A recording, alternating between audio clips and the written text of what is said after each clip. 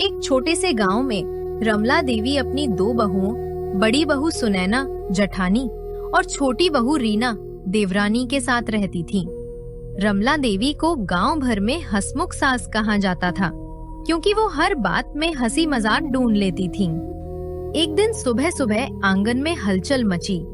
सास जी ने पुकारा, अरे सुनैना, जरा जल्दी से चाय बना ला।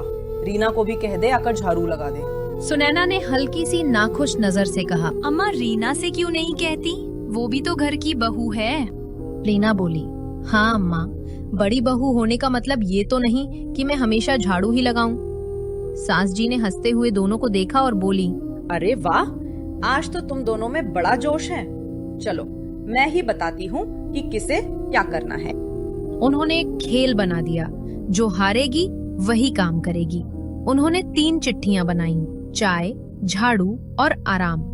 दोनों बहुओं ने एक एक चिट्ठी उठाई। सुनैना के हाथ में आई आराम और रीना को मिली झाड़ू। रीना का चेहरा उतर गया। उसने नखरे दिखाते हुए कहा, अम्मा, ये तो आपने मेरे साथ साजिश की है। सास जी हंस पड़ी।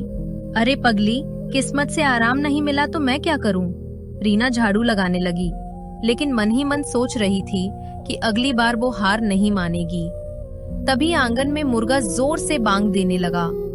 रीना ने शरारत भरी नजर से कहा, अम्मा देखिए, मुर्गा भी कह रहा है कि बड़ी बहू को कुछ काम करना चाहिए। सुनैना हंसते हुए बोली, मुर्गा मेरा साला नहीं है जो तेरे पक्ष में बोले।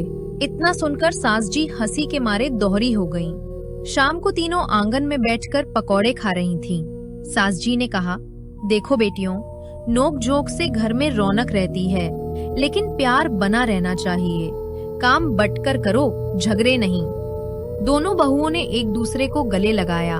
फिर सुनैना बोली, अम्मा, कल से मैं चाय बना दूंगी, लेकिन आज तो पकौड़े और चाय बस अम्मा ही बनाएंगी। तीनों ने मिलकर ठहाके लगाए। मोहल्ले की औरतें जो दीवार के पार से देख रही थी बोली, वाह, रमला देवी का घर तो सच में हंसी खुशी का अड्डा है। उस दिन के बाद घर में काम के लिए कोई झगड़ा नहीं हुआ। सबने तय कर लिया कि कभी कभी खेल खेल में काम बांट लिया जाएगा, और जब कोई हार भी जाए तो मुस्कुराकर काम करे। अगर हमारी ये मजेदार कहानी ने आपके चेहरे पर मुस्कान ला दी, तो लाइक का बटन दबाइए और चैनल को सब्सक्राइब कर लीजिए, ताकि हंसी के ये पल हमेशा आपके पास रहें।